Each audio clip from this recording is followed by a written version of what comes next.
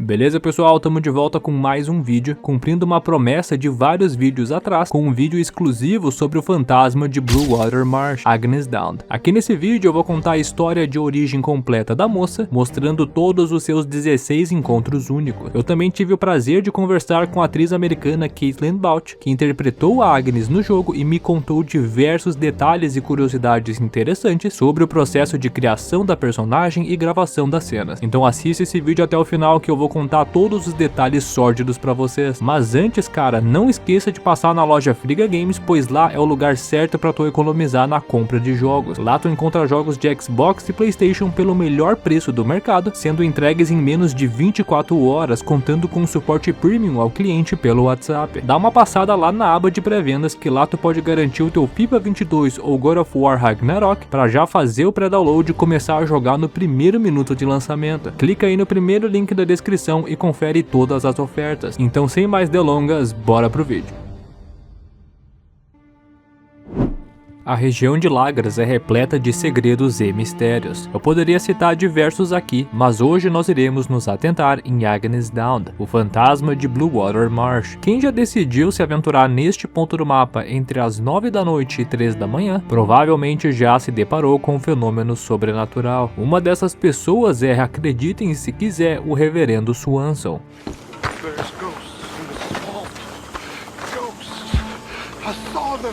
There's ghosts in your head, Reverend. Ghosts!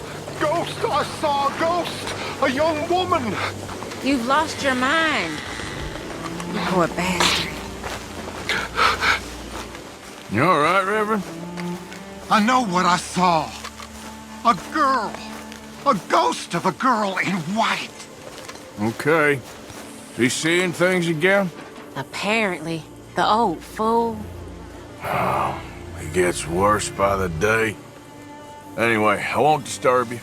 Okay. As circunstâncias do encontro são desconhecidas, mas num evento aleatório do acampamento, ele alega que existe um fantasma no pântano que ele viu com seus próprios olhos. É claro que por conta do histórico de abuso de álcool e tudo mais, ninguém acreditou nele, nem mesmo o Arthur. Felizmente nós podemos fazer a prova real, comparecendo no local durante a noite, mas não é qualquer noite, pois é necessário que o tempo esteja com neblina, coisa que não é muito difícil de acontecer no pântano. Nos primeiros encontros, nós geralmente escutamos apenas vozes, com uma mulher chorosa se lamentando, falando que sente muitas saudades de uma pessoa. Nós podemos escutar novos relatos a cada 48 horas dentro do jogo, então basta ficar retornando ao local durante esse lapso de tempo para conhecer mais detalhes sobre a história da fantasma. No total são 16 encontros únicos, com 15 deles acontecendo de forma aleatória. O único que não é aleatório é o último. Então, para tentar entender essa história, nós precisaremos escutar todos os relatos para assim tentar formar uma linha do tempo e montar essa narrativa. Eu vou deixar todos os 16 encontros rolarem aí, numa ordem que eu montei e julgo ser a cronológica. Eu levei pelo menos umas 72 horas para gravar tudo, então por favor deixem aquele like para fortalecer.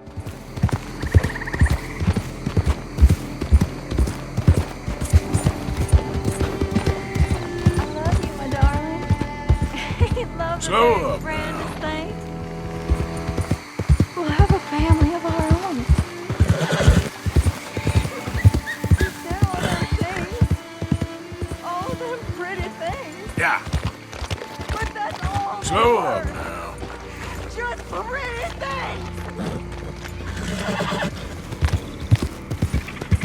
But what am I to do? I gave you everything. Everything I had. Slow it up. No one will have me now. You said all them things.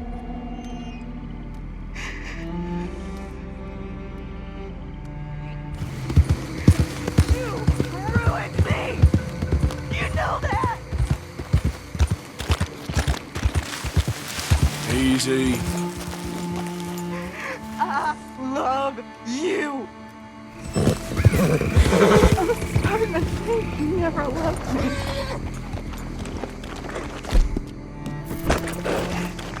You never left me alone. I thought Whoa, you girl, were easy. gentleman. need. You were just hillbilly white trash like my mama always said.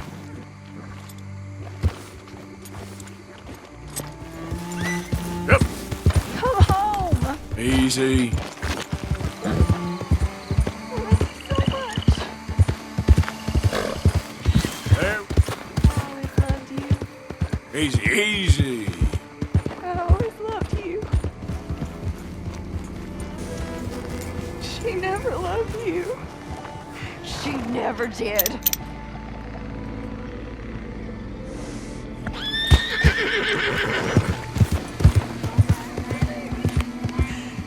He's going to come back to Whoa. me. Honest. He will too. I just know he will, Mother. I just know he will. Mother, you can be so unkind. So very unkind. It ain't like that. It ain't like that at all.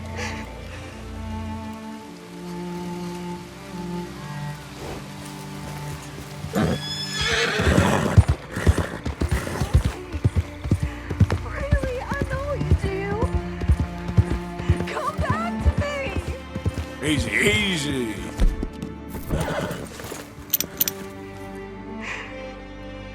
He looks just like you. Just like you. I left him for you. I left everything. Daddy, don't say that, Daddy. You're gonna make me cry. There we go. Ow! Leave, Daddy! Daddy, I forgave him. Why can't you? Daddy! Easy now. No, put down the gun, please! Daddy, put down the gun! Do it for me! For your little girl!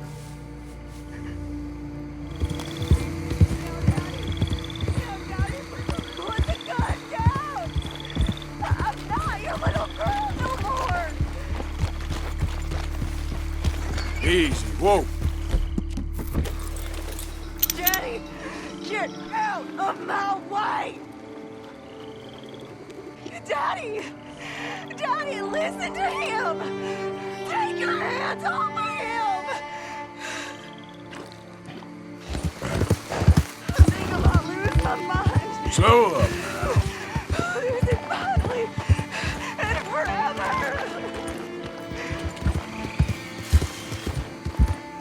Hey, stranger. I know you've been watching me. Slow it up. Come.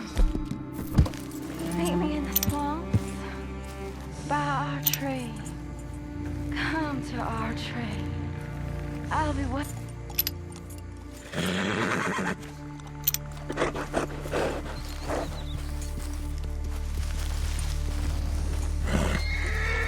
It's okay, girl.